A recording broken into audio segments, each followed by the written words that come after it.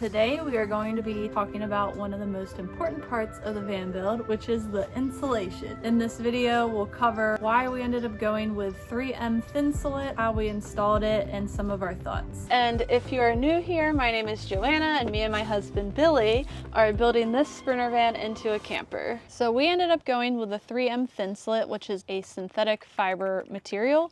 We ended up going with this instead of wool, which is another popular choice. The reason why we went with this is because it actually came in a pre-cut kit when we bought it from campervan headquarters. So every piece is labeled and goes in a specific spot in the Sprinter van. The 3M Thinsulate is also super lightweight, and it has great sound absorbing properties, and it's also hydrophobic, so it helps repel moisture as well. When we were researching insulation, we really wanted to love the idea of wool because of the obvious reasons. It's natural, sustainable, non-toxic, but when we were researching it further, we see that the wool still has a tendency to grow mold, especially if the van is creating condensation within the metal wall, which can happen when you are installing a shower with hot water and it's cold outside. So we wanted to do everything we could to prevent things like mold, and the 3M Thinsulate is known for being mold and mildew resistant as well.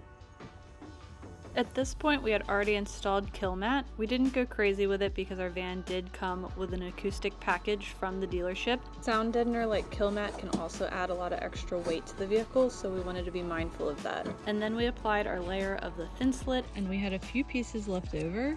For example, where we have windows in the van, so we're actually repurposing those pieces to try and squeeze it into extra spots. As long as it's not compressed, it won't affect the R value. We had purchased this low VOC adhesive when we had installed our floors, and we were able to use this again for installing the Thinsulate when we wanted to get it to stick together. We also used it when we put the insulation on our ceiling.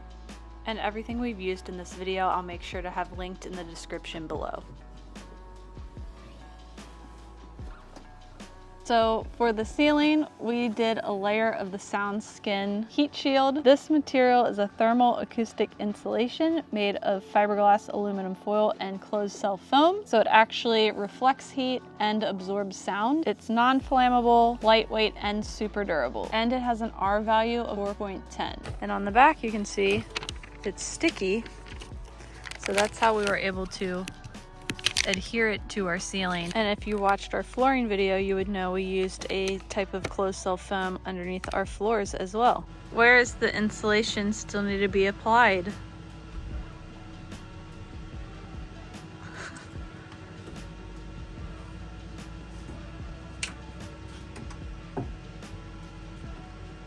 So here's where our heater is, and you can tell by the color how warm that is. So we still need to put insulation right here, but you can see the difference in the ceiling panels, how this is retaining much more heat and that one's much cooler.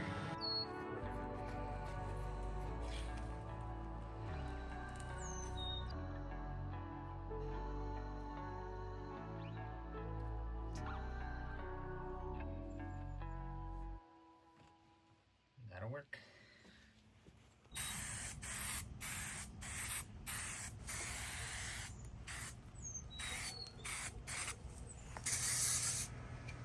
And more.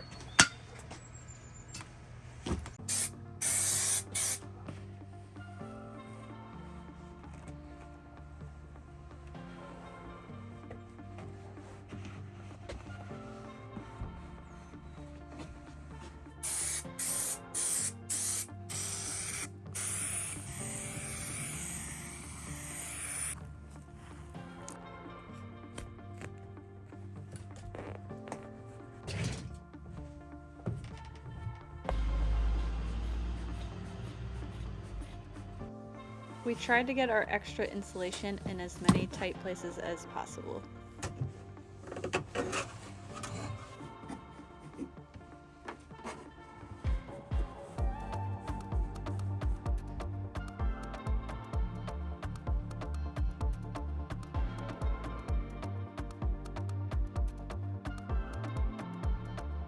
I know insulation can be a controversial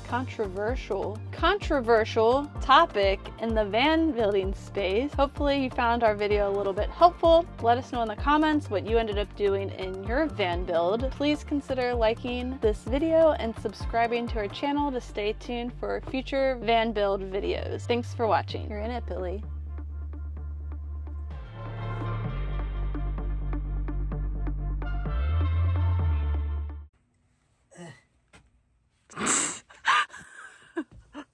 Oh no.